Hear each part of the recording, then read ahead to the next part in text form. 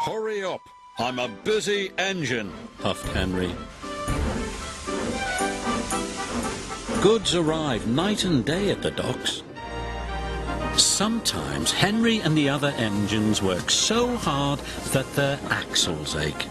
The Fat Controller brought in a new engine to help with the heavy workload. He was long and had 10 drive wheels. He looked very strong. This is Murdoch. He's going to be pulling freight on the main line. Ahoy, Murdoch! Shouted Salty. Welcome, Murdoch, called Harvey. You're the biggest engine I've ever seen, cried Thomas. You're a chatty lot, Murdoch said quietly. Soon Murdoch was coupled to a long line of heavy trucks. His boiler strained, his wheels started to turn, and the mighty engine chuffed away. Murdoch longed for some peace and quiet. But everywhere he went it was noisy and crowded. At the end of the day, Murdoch was looking forward to a good night's rest.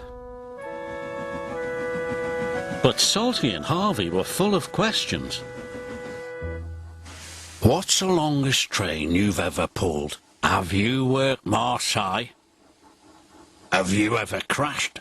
Please, Murdoch chuffed. I want some peace and quiet, and I don't want to share a shed with chatterboxes. No need to be rude, huffed Harvey. We're only being friendly, matey. The next morning, Murdoch collected another long, heavy train.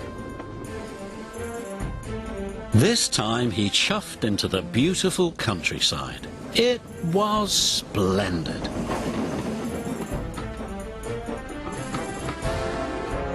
At last he had some peace and quiet.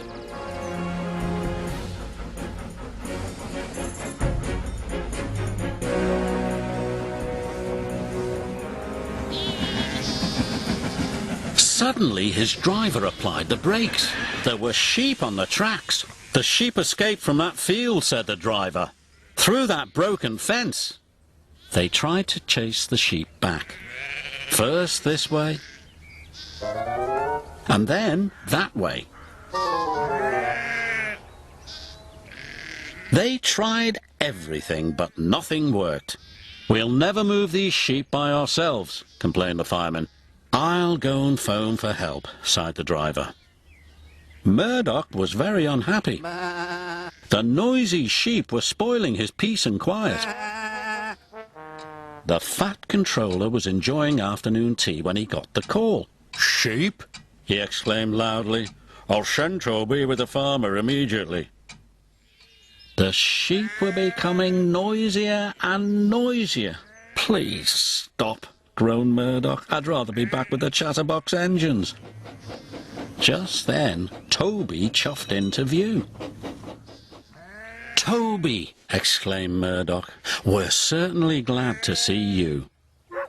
Before long, the farmer and his dog went to work. And the sheep were soon safely back in their field. And Murdoch was on his way again.